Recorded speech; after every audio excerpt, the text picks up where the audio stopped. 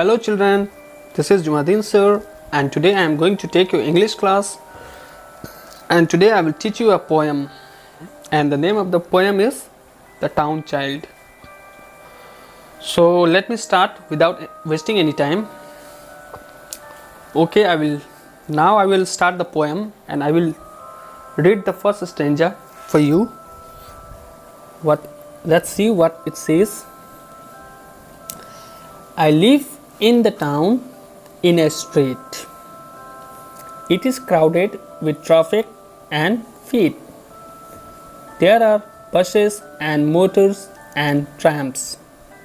I wish there was meadows and lambs. तो बच्चों इस पहले पंक्ति में कवि कह रहे हैं कि मैं शहर का एक लड़का हूँ जो कि शहर में एक गली में रहता हूँ।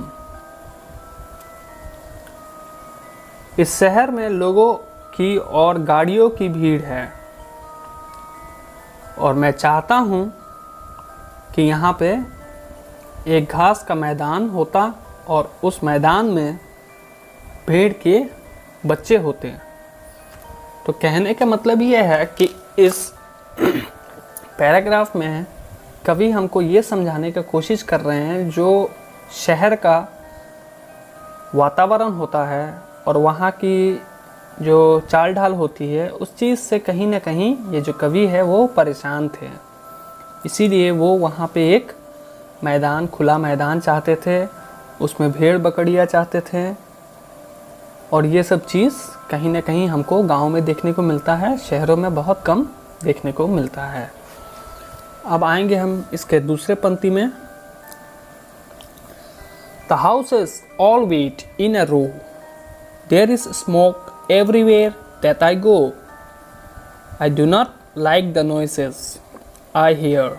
I wish there were woods very near.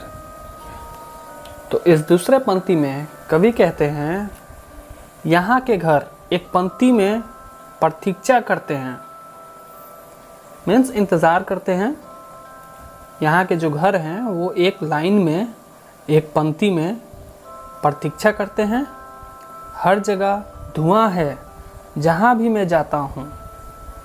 मैं चाहता हूँ कि जंगल मेरे बहुत पास होते। मैं चाहता हूँ कि जंगल मेरे बहुत पास होते।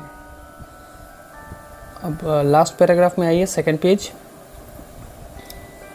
There is only one thing that I love and that is the sky for